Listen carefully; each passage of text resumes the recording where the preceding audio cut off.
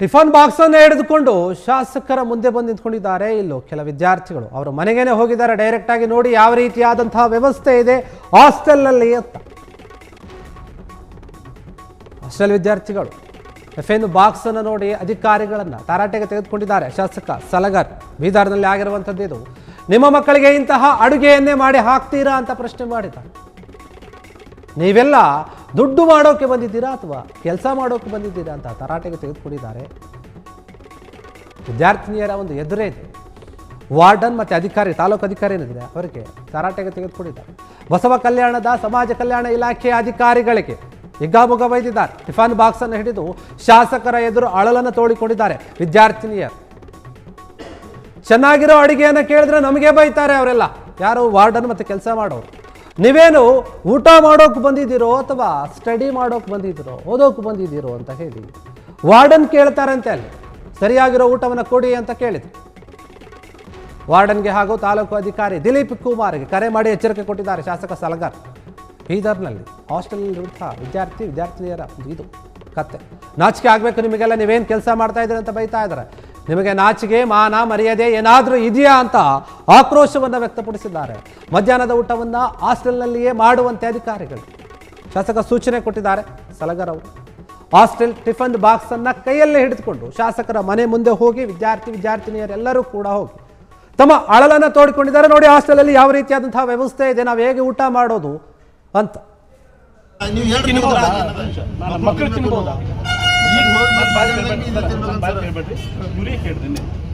ಆರೋಪ ಮಾಡ್ಲಿಕ್ಕಿಲ್ಲ ಸರ್. ನಾನು ನಿನ್ನೆ ಹೋಗಿ ನೀವು ಅಲ್ಲಿ ಹೋಗಿ ನೀವು ನಿಂತ ಅಡಿಗೆ ಮಾಡ್ಸ್ಲಿಕ್ಕಾಗಲ್ಲ.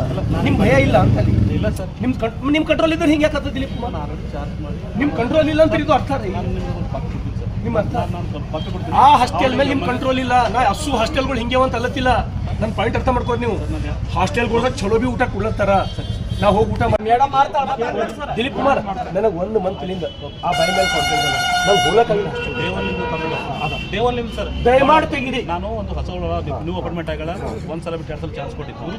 ಅಪಾರ್ಟ್ಮೆಂಟ್ ಸಿಗೋದು ಭಾಳ ಕಷ್ಟ. ಇವತ್ತು ನೀವು ಕಿಲ್ ಕೇಳ್ರಿ. ಇವತ್ತು ಮಧ್ಯಾಹ್ನ ಊಟ ನಿಮ್ಮ ಕಂಪೌಂಡ್ ಹಾಗೆ ಬಂದನಂತ ಬೋರ್ಡ್. ನಮಸ್ಕಾರ ಯೋಗೇಶ್. ನಿನ್ಗ ಸಮಾಜ ಕಲ್ಯಾಣ ಅಧಿಕಾರಿಗೆ ಈಗ ಸಲ ಸೆಷನ್ದೊಳಗೆ ಇದು ಕೈದಾಗ ಸುಸ್ಲೆ ಹಿಡ್ಕೊಂಡು ನಿಂತೀನಿ ನಾನು. ಇದು ಸುಸ್ಲ ಮಾಡಿದ ನಾಷ್ಟ ಮಾಡಿ ಮುಂದೆ ಬನ್ನಿ. ಈ ಬಾ ಮಗ ಮುಂದೆ. ನಮ್ಗೆ ಏನು ಫೆಸಿಲಿಟಿಗೋ ಏನು ಕೊಡಲಾಗಿದೆ ಸರ್. ಏನ್ರ ಕೇಳಕ್ಕೆ ಹೋದ್ರೆ ನಮಗೆ ಬೈಲತ್ತಾರೆ. ನೀವು ಓದ್ಲಕ್ಕೆ ಬಂದಿರೇನು ಊಟ ಮಾಡಕ್ಕೆ ಬಂದಿರ ಅಂತಾರೆ. ನಾವು ಏನ್ರ ಕೇಳಕ್ಕೆ ಹೋಗ್ತೀವಿ. ಏನು ಕೊಡಲ್ರಿ. ಒಂದು ದಿನ ಮಾಡಕ್ಕೆ ಹೋದ್ರಿ ನೀವು ಮಾಡ್ತೇವೆ, ನೀವು ಓದ್ರಿ, ನೀವು ಮಾಡ್ತೇವೆ ಓದ್ರಿ ಅಂತಾರೆ. ಬರೀರಿ ಏನು ಊಟ ಕೊಡಲ್ರಿ. ನಾವು 7 ಗಂಟೆ ಸಾಬು ಏನು 7 ಗಂಟೆ ಕೊಡಲ್ಲ. ಇರ್ಲಕ್ಕೆ 15-20 ಜನ ಇರ್ತೇವ್ರಿ. ಅದ್ರೊಳಗೆ ಮನೆ ಊಟ ಅಪ್ಲೈ ಜರ ಒಂದು ದಿನನೂ ಏನು ಮಾಡಲ್ರಿ.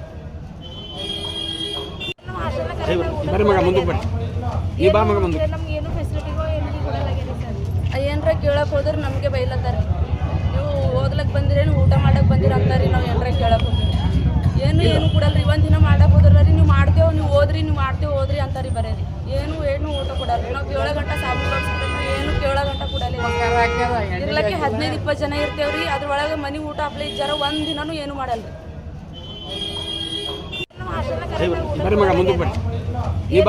ನಮ್ಗೇನು ಫೆಸಿಲಿಟಿಗೋ ಏನು ಕೊಡಲಾಗಿದೆ. ಕ್ಷಣ ಕ್ಷಣದ ಸುದ್ದಿಗಳಿಗಾಗಿ ಫ್ರೀಡಂ ಟಿವಿ ಸಬ್ಸ್ಕ್ರೈಬ್ ಮಾಡಿ, ಲೈಕ್ ಮಾಡಿ ಹಾಗೂ ಫಾಲೋ ಮಾಡಿ.